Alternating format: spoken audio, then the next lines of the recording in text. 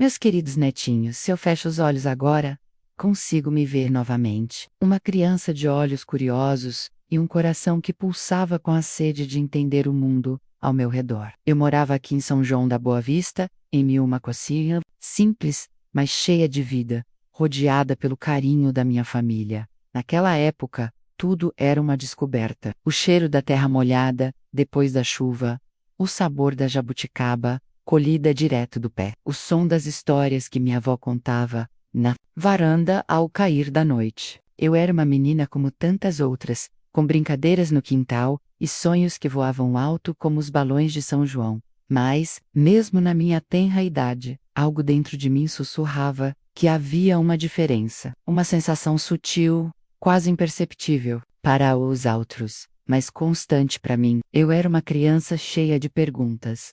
E por mais que os adultos ao meu redor se esforçassem, as respostas que eu recebia pareciam sempre incompletas.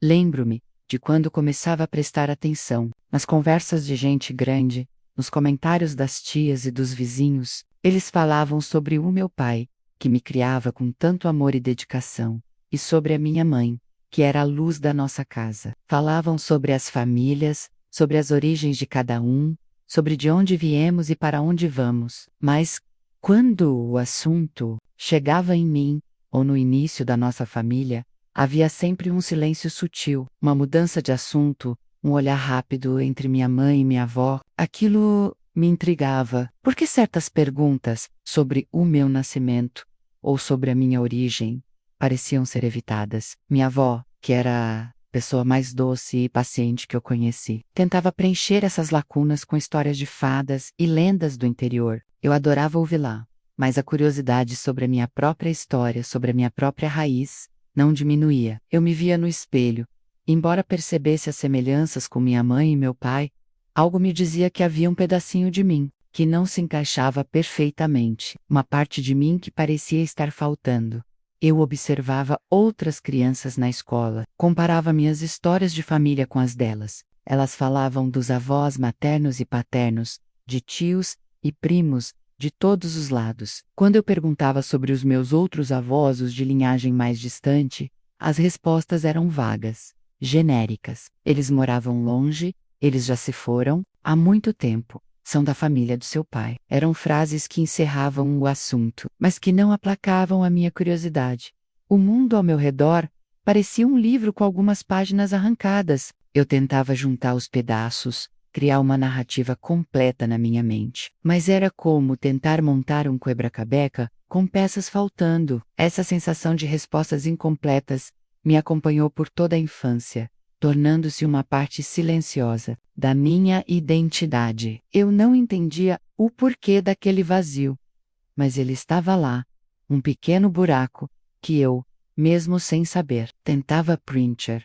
Essa curiosidade infantil, que deveria ser respondida com alegria e transparência, foi se transformando, com o tempo, em uma intuição, uma percepção de que havia um segredo guardado. E o mais triste, meus netinhos, é que eu, na minha inocência de criança, não conseguia entender a dor e o medo que minha mãe carregava, e o quanto ela se esforçava para proteger aquela parte da minha história. Para ela, era amor e sacrifício. Para mim, era o início de uma busca por quem eu realmente era. Uma busca que me acompanharia por toda a vida, meus netinhos. Se o meu coração já vivia com a sensação daquelas respostas incompletas e uma curiosidade infantil que eu mal conseguia nomear, a vida me apresentou, desde muito cedo, a figura de um pai, que para o mundo era a personificação da perfeição. Ele era um homem bom, trabalhador, que me cuidava com carinho, e o amor entre nós era genuíno. Mas para mim,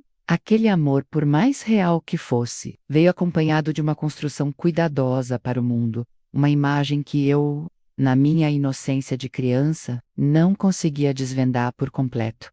Lembro-me das conversas que eu ouvia. Como a Maria tem sorte com um pai que tem. Ele é um exemplo para todos os homens de São João da Boa Vista. Que pai dedicado, e eu via aquilo. Ele me ensinava a amarrar os sapatos, a andar de bicicleta, a pescar no rio, contava-me histórias. Na hora de dormir me protegia de qualquer perigo. Eu o amava, e ele me amava. E esse amor era a base do meu pequeno universo. Mas, por trás dessa fachada de pai e filha perfeita, havia uma história que eu não conhecia, uma verdade que me era negada. Essa imagem do pai era cuidadosamente construída por minha mãe e minha avó. Elas se esforçavam para reforçar cada aspecto da sua paternidade, para que não houvesse a menor rachadura na narrativa. Quando perguntavam sobre minhas origens, ou sobre como meus pais se conheceram, as respostas eram sempre as mesmas, ensaiadas, cheias de detalhes que, anos mais tarde, eu perceberia que não se encaixavam perfeitamente. Era uma peça essencial em uma farsa,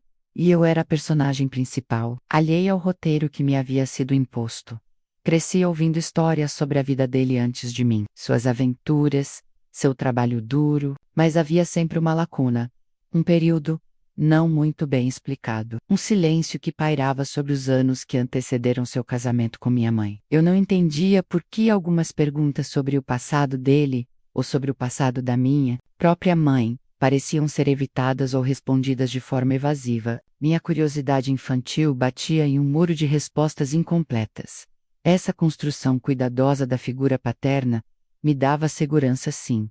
Eu tinha um pai, um lar, uma família, mas, por mais que eu o amasse e me sentisse amada por ele, a sensação de que havia algo faltando em minha própria história, algo que não se encaixava perfeitamente, persistia. Era como ter um álbum de fotografias onde algumas páginas estavam em branco, ou onde as imagens não combinavam totalmente com as legendas.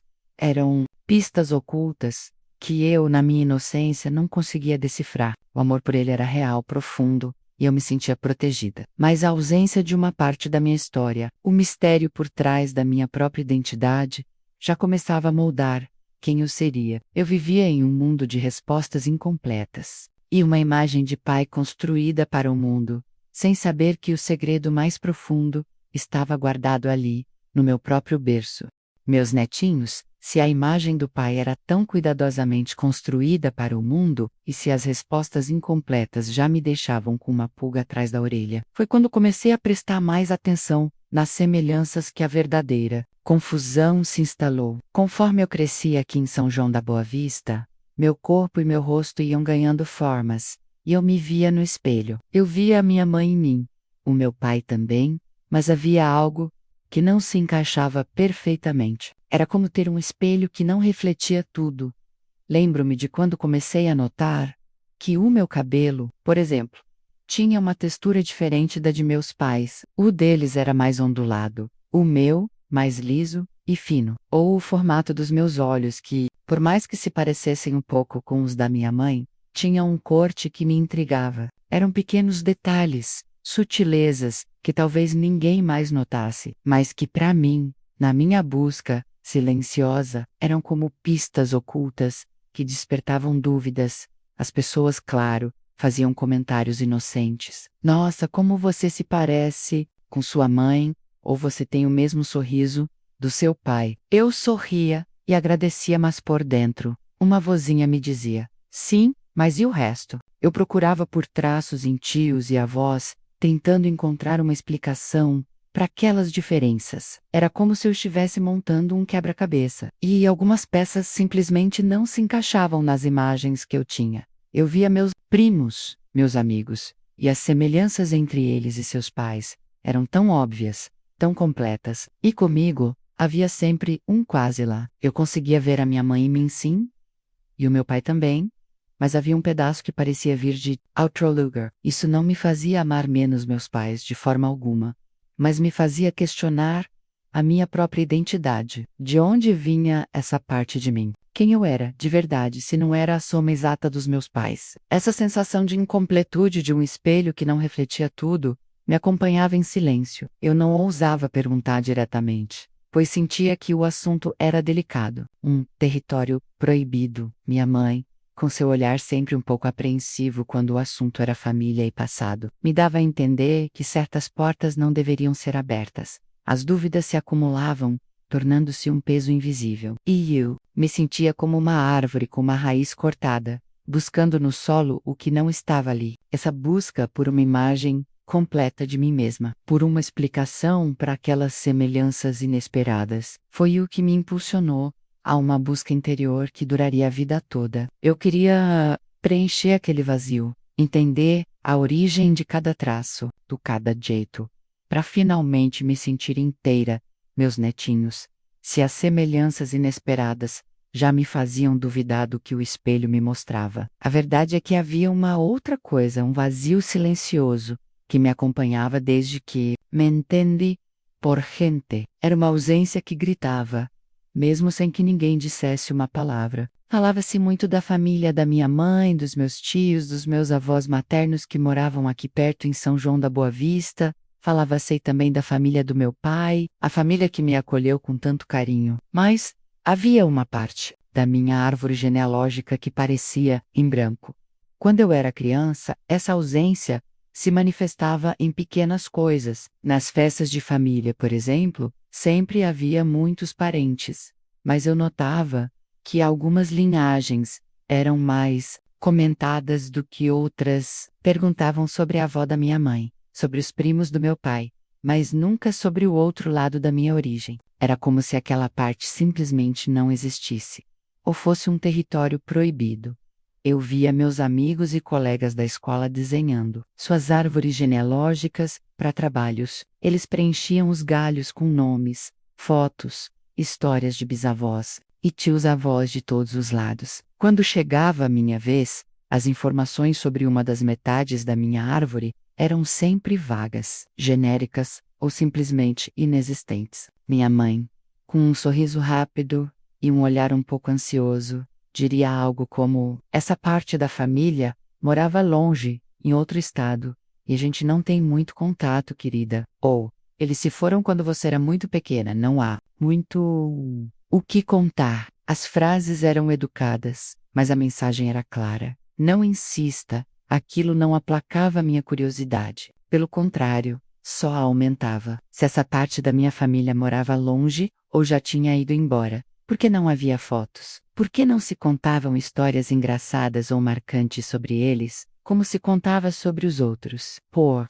que o silêncio era tão denso quando o assunto se aproximava dessas raízes? Esse vazio na minha árvore genealógica era como uma página em branco no livro da minha própria vida. Eu sentia que me faltava uma parte, uma peça crucial para entender quem eu era de verdade. Era uma sensação de incompletude, de ser um rio que só conhecia uma de suas nascentes. Eu amava meus pais, amava a família que me cercava e nunca questionei o amor que me davam, mas a intuição de que algo estava faltando, de que havia uma história oculta que me pertencia, era forte demais para ser ignorada. A ausência que gritava não era só a falta de pessoas ou de nomes, mas a falta de histórias, de memórias, de uma parte da minha própria identidade. Eu crescia com essa lacuna, e ela se tornava parte de mim.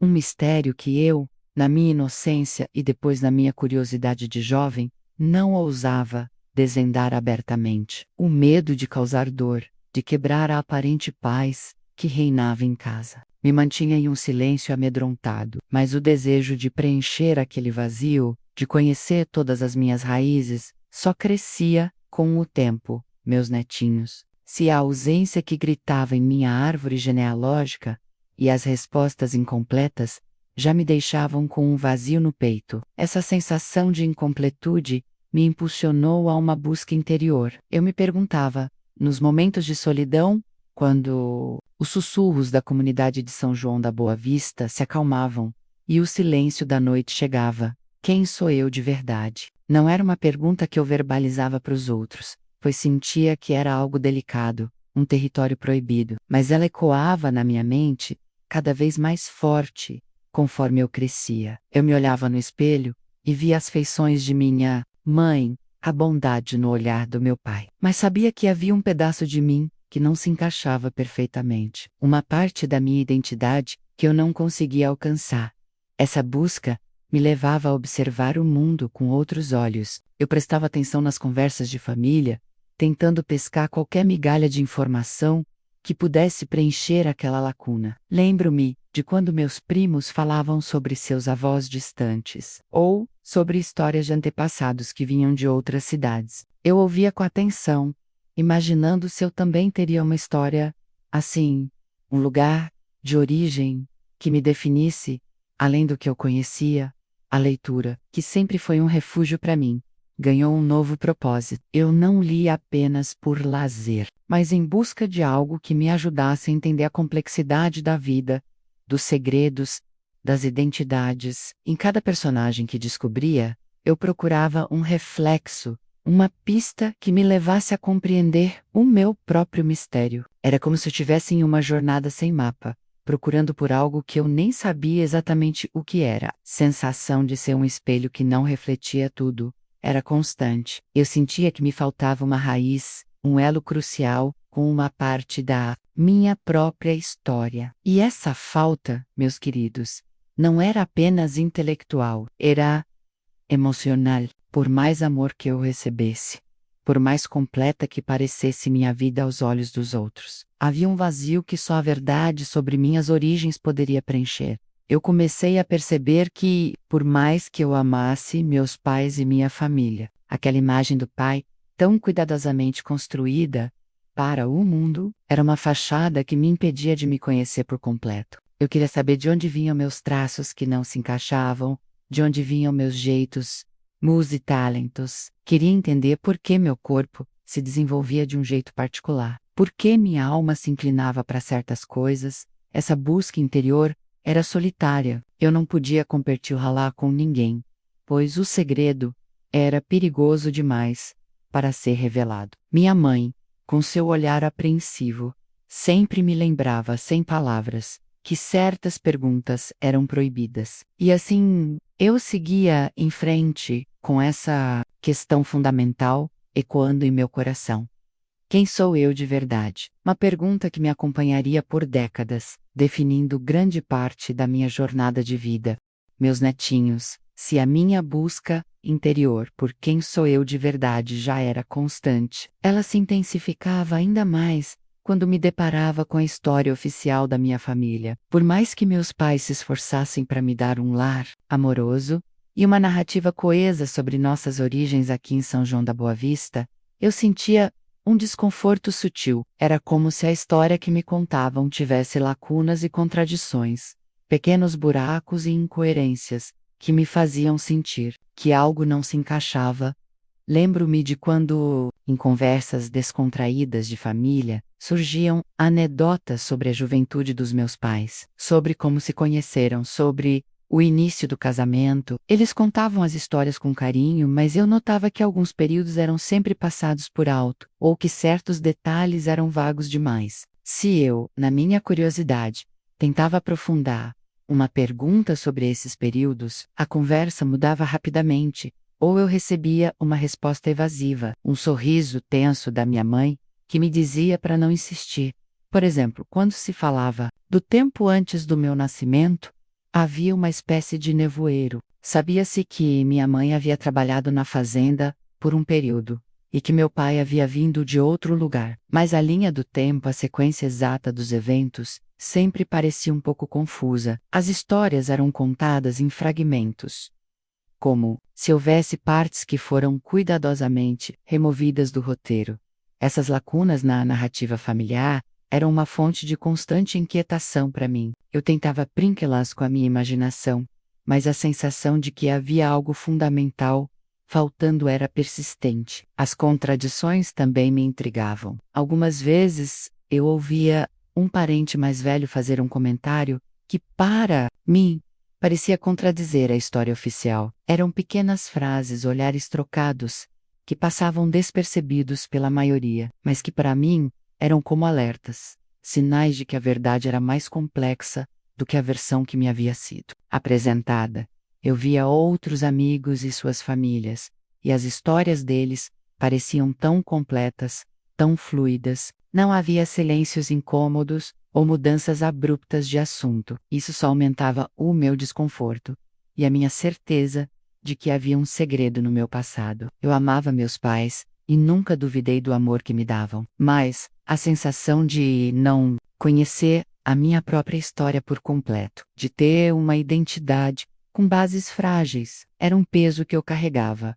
Essa fase da minha vida foi marcada por uma vigilância silenciosa. Eu me tornei uma observadora atenta, tentando decifrar as entrelinhas das conversas, os significados por trás dos silêncios. Era uma busca silenciosa por respostas, uma tentativa de montar o quebra-cabeça da minha vida com as peças que me faltavam. O mistério sobre a minha origem e a figura do meu pai biológico pairava como uma nuvem sobre a minha vida. E o desconforto com a história oficial era um lembrete constante de que a verdade ainda estava oculta, esperando o momento certo para se revelar, meus netinhos. Se o desconforto com a história oficial já me acompanhava, um outro sentimento, ainda mais forte, começou a me dominar: o medo da verdade. Por mais que eu quisesse preencher as lacunas e contradições da minha história, sentia, no fundo da alma, que a minha realidade, tão cuidadosamente construída, era incrivelmente frágil. E a verdade, se viesse à tona, poderia desmoronar tudo o que eu conhecia sobre mim e minha família aqui em São João da Boa Vista.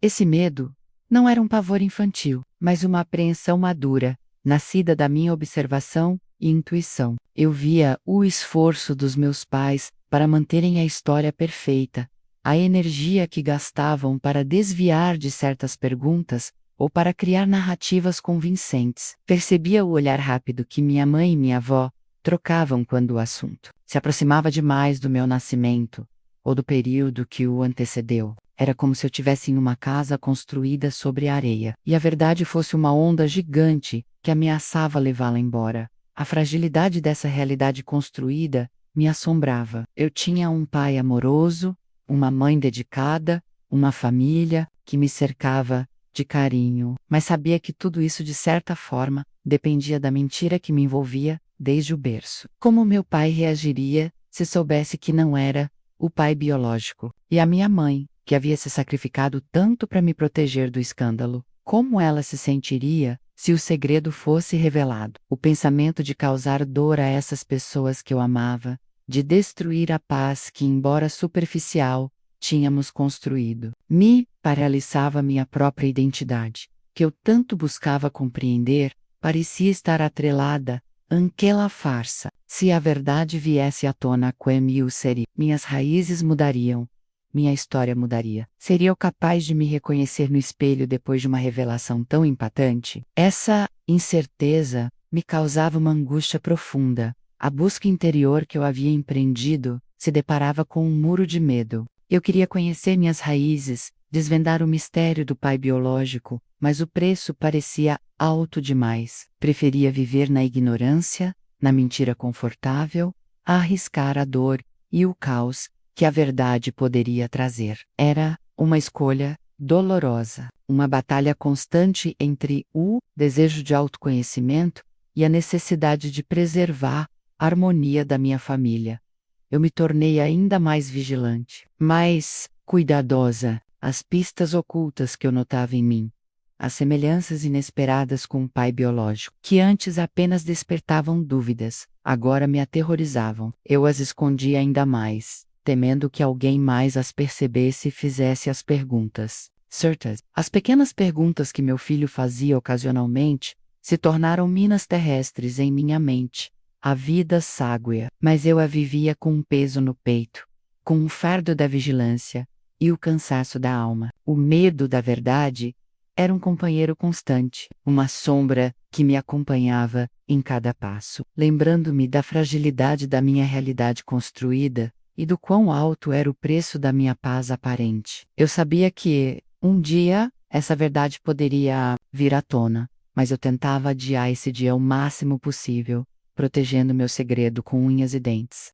A vida, meus netinhos, tem seu próprio ritmo, e a gente nem percebe quando a juventude se esvai e a velhice chega. De mansinho, com suas rugas, seus cabelos brancos e suas dores nas juntas. Mas com a velhice, veio também algo que eu não esperava, uma necessidade premente, quase dolorosa, de aliviar a alma. O segredo que eu carreguei por tantas décadas, aquele que me acompanhou em cada passo da minha vida dupla, começou a pesar ainda mais. Não era mais um fardo a ser escondido, mas uma verdade que precisava ser libertada. Os dias se tornaram mais lentos, e as horas de reflexão mais numerosas. Sentada aqui na varanda da minha casa, em São João da Boa Vista, vendo o sol se pôr sobre as montanhas, eu revisitava cada capítulo da minha vida, as alegrias, as tristezas, os amores, as perdas, e em meio a todas essas memórias, o mistério da paternidade do meu filho mais velho, fruto daquele amor fugaz, brilhava como uma ferida antiga, que mesmo cicatrizada por fora, ainda doía por dentro. As cicatrizes do tempo estavam ali, mais evidentes do que nunca, e o custo da minha alma calada se fazia sentir em cada fibra do meu ser. Eu via meus filhos já adultos, alguns com cabelos grisalhos como os meus, meu filho, o mais velho, com sua vida construída e sua própria família. Ainda carregava a pergunta que nunca ousou fazer nos olhos. Vê-lo assim, tão perto da verdade, mas ainda tão alheio a ela, aumentava o meu desejo. E pensava, como eu poderia partir deste mundo levando comigo essa história, essa parte tão crucial da minha existência, sem que eles soubessem? O medo do julgamento, que antes era tão forte e ditava minhas escolhas dolorosas, começou a diminuir. Foi substituído por um desejo ainda maior de autenticidade, de paz, e o sem Shaquille, para encontrar a verdadeira serenidade antes de partir. Eu precisava me despir daquela mentira que me acompanhava desde a juventude. Não era mais uma questão de proteger a mim ou a minha família da vergonha social. A sociedade mudou muito desde os meus tempos de menina. As pessoas estão mais compreensivas. Os tabus, embora ainda existam, não têm o mesmo poder esmagador de antes. A verdadeira proteção que eu buscava agora era para minha própria alma. Eu queria me sentir leve, sem pesos, sem nós na garganta, antes de encontrar meu Criador. A urgência de conhecer minhas raízes não era mais só minha, mas também dele, ainda que ele não soubesse. Eu senti que o silêncio, antes um escudo, tornara-se uma prisão dourada sim, com muito amor e carinho ao redor, mas uma prisão. Ainda assim, eu queria poder olhar para meus filhos e netos e ter a certeza de que eles me conheciam de verdade. Não apenas a versão que eu havia construído para o mundo. O desejo inadiável de revelar, de confessar, de ser totalmente transparente, crescia a cada dia. Era um grito interior por libertação que ecoava dentro de mim, cada vez mais alto, sufocando o medo. Os riscos eram claros, claro. A revelação poderia causar dor, confusão, talvez até raiva. Meu filho mais velho, principalmente, poderia se sentir traído, enganado por toda uma vida. Mas a alternativa, a de morrer com o segredo, parecia-me ainda mais terrível. Era como deixar um quebra-cabeça incompleto para trás, uma peça faltando na história da nossa família, uma carga insuportável para minha alma que eu não estava disposta a pagar.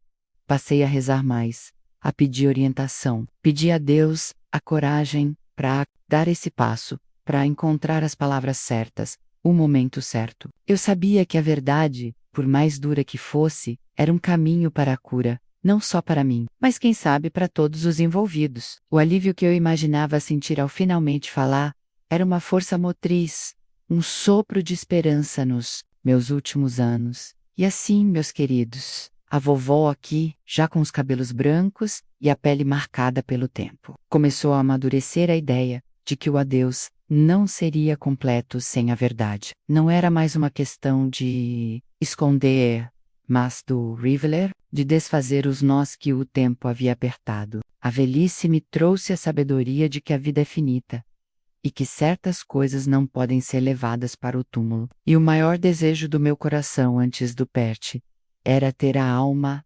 lavada, livre e em paz. O próximo passo, eu sabia, seria o mais difícil, mas também o mais libertador. Chegou, meus netinhos, o momento que eu tanto temi e ao mesmo tempo tanto esperei. Aqui estou, eu, na minha cama, sentindo o corpo mais fraco a cada dia, a respiração mais curta, como um sopro que se esvai. O médico já veio, com seu olhar de pesar, e eu sei que o fim está próximo. Mas, por incrível que pareça, não sinto medo. O que sinto é uma calma estranha, uma serenidade que a velhice me trouxe, e com ela, a coragem que me faltou por tantos e tantos anos. A decisão de contar o meu segredo, no limite da vida, não foi um capricho, mas uma necessidade profunda da minha alma. Eu não queria que vocês, meus amados, tivessem que viver com a sombra de uma mentira, com um pedaço faltando na nossa história de família. Não queria levar para o túmulo um fardo que me pesou por mais de 70 anos. Sentia que a minha partida só seria completa, só me traria paz verdadeira, se eu me despedisse de vocês com a verdade escancarada, por mais dolorosa que ela fosse. Naquela manhã de uma sexta-feira de julho de 2025, aqui em São João da Boa Vista, chamei meus filhos, o meu primogênito, o mais velho, aquele por quem tudo começou, e os outros, que nasceram de um amor que se construiu com o tempo, mas que também carregaram, sem saber, o peso do meu segredo. Eles vieram, um a um, sentarancei, ao redor da minha cama, com os rostos preocupados, os olhos marejados. O silêncio na casa era denso, só quebrado pelo meu respirar ofegante e pelo tic-tac lento do relógio na parede. Eu reuni todas as forças que ainda me restavam. Olhei para cada um deles, um por um, tentando gravar em minha mente os seus rostos, as suas expressões. Comecei a falar com a voz fraca, mas com uma convicção que vinha do fundo do meu ser. Não usei rodeios, nem busquei desculpas. Apenas a verdade. Comecei do começo, da minha juventude interrompida e do amor que desafiou o certo. Contei sobre a consequência inevitável e o pânico da descoberta que senti. Falei do conselho da minha mãe para ocultar a todo custo, do casamento de aparências que foi a minha saída honrosa e do nascer da farsa que deu início à minha vida dupla. Expliquei como o amor de mãe foi a luz na minha escuridão e como vivi na mentira, sentindo o preço da minha paz interior e o medo constante da descoberta que trouxe as cicatrizes do tempo. Finalmente, abordei a carga insuportável do segredo que a velhice me impôs, culminando no grito interior por libertação. E então, meus netinhos, com a voz embargada, mas firme, fiz a confissão final. Meu filho, o pai real, não era quem você pensava. E revelei o nome. Quem era o pai desconhecido? Foi o desvendamento do mistério que pairava sobre a vida dele. O silêncio que se seguiu foi ensurdecedor. Meus filhos me olhavam com olhos arregalados, chocados, incrédulos, via a dor em seus rostos, a confusão, a raiva talvez. O meu primogênito, em particular, empalideceu, e seus olhos se encheram de lágrimas. Era a triste verdade revelada no fim, nua e crua, sem enfeites, sem atenuantes. Expliquei as razões da minha decisão, a necessidade de protegê-lo, meu filho, do julgamento de uma sociedade cruel, de dar a ele um nome e um lar, de preservar a honra da nossa família, ainda que isso significasse viver uma mentira por toda a vida. Falei do medo constante, do peso da mentira que carreguei sozinha, das noites em claro da culpa que me coroía. Não pedi perdão, pois sabia que o que fiz foi por amor e por desespero. Apenas pedi compreensão. As lágrimas começaram a rolar pelo rosto dos meus filhos. Não eram apenas lágrimas de tristeza, mas do choque, de uma nova compreensão sobre a mulher que eu era, sobre a vida que eu havia levado. Vi neles um misto de dor e de respeito, talvez até de admiração pela força que tive de carregar um segredo tão grande por tanto tempo. Aquele momento, Musinetinhas, foi o mais libertador da minha vida. As palavras, uma vez presas na garganta, agora flutuavam no ar, leves, dissolvendo décadas de silêncio e de angústia. Senti um peso enorme sair dos meus ombros, como se eu pudesse finalmente respirar de verdade. A verdade, meus queridos, tem esse poder. Ela pode ferir, sim, mas também liberta. E aqui, no meu leito de morte, no limite da vida, eu escolhi a liberdade, a paz de uma alma que finalmente se revelou por completo. Meus amados netinhos, o ar no quarto ainda estava denso depois que as últimas palavras da minha confissão flutuaram no ambiente. As lágrimas nos rostos de vocês eram um espelho das minhas próprias, mas agora eram lágrimas de um tipo diferente. Não eram mais as lágrimas de medo ou de vergonha que me acompanharam por uma vida inteira, mas as lágrimas que vêm com a libertação, com a verdade que finalmente encontra seu caminho. Eu vi o choque em seus olhos, sim, mas depois do choque, algo mais profundo começou a surgir, a compreensão, e com ela, o amor. Meu primogênito, aquele que mais seria afetado por essa revelação, se aproximou da cama e segurou minha mão. Seu toque era firme, e seus olhos, embora ainda marejados, transmitiam uma força que me surpreendeu. Mãe, ele disse, com a voz embargada, a senhora carregou um peso enorme por nós. Eu sinto muito pela dor que a senhora passou. Naquele momento, o músico Aredos, eu soube que valeu a pena. A verdade, por mais dura que fosse, não nos separou. Ela nos uniu ainda mais. O legado da minha história Musnetenras não é para ser um fardo para vocês. Pelo contrário, que ela seja um lembrete de que a vida é cheia de complexidades. Nem tudo é preto no branco.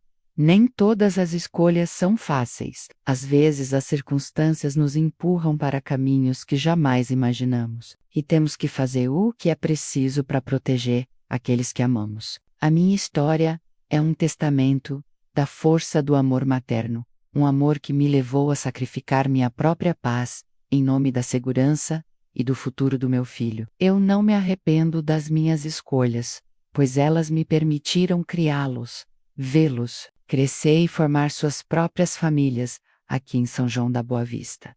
Que a minha vida sirva também como uma lição sobre o perdão. Perdão para os outros, sim, para aqueles que nos ferem, mesmo que o ferimento venha de dentro da própria família. Mas acima de tudo, perdão para si mesmo. Eu demorei muitas décadas para me perdoar pela mentira que vivi, pelo segredo que carreguei. Que vocês aprendam a se perdoar pelos erros, pelas falhas, pelas escolhas difíceis que a vida, inevitavelmente, lhes apresentará. A culpa é um fardo pesado demais para se carregar por uma vida inteira. E por fim, que a minha história lhes ensine sobre a aceitação das imperfeições da vida, das reviravoltas inesperadas, das verdades que podem ser desconfortáveis, a aceitação das pessoas como elas são, com suas luzes e suas sombras, com seus passados e seus segredos. Nós somos feitos de todas as nossas experiências, das alegrias e das dores, dos acertos e dos erros. E é na aceitação plena de tudo isso que encontramos a verdadeira paz. Não quero que vocês vivam com vergonha ou medo. Quero que vivam com integridade, com a cabeça erguida, com a coragem de serem quem são. Se a vida lhes trouxer segredos, que vocês tenham a sabedoria para decidir se eles precisam ser guardados ou revelados, e a força para lidar com as consequências, mas que nunca, nunca achem que precisam esconder quem são ou de onde vieram, para serem amados ou aceitos. Meus olhos estão ficando pesados, e a voz da vovó está falhando. Sinto que a minha jornada está chegando ao fim. Mas, antes do parte, quero que saibam que o amor que senti por vocês é imenso, maior do que qualquer segredo, mais forte do que qualquer dor. Vocês são o meu legado, a continuação da minha história, e eu confio a vocês a verdade que eu guardei por tanto tempo. Que a busca pelo conhecimento da própria verdade traga ao meu filho e a todos vocês uma paz que eu só pude sentir agora. E que o nosso amor incondicional transcenda qualquer segredo. Agora, meus queridos, abracem-me. A vovó vai descansar.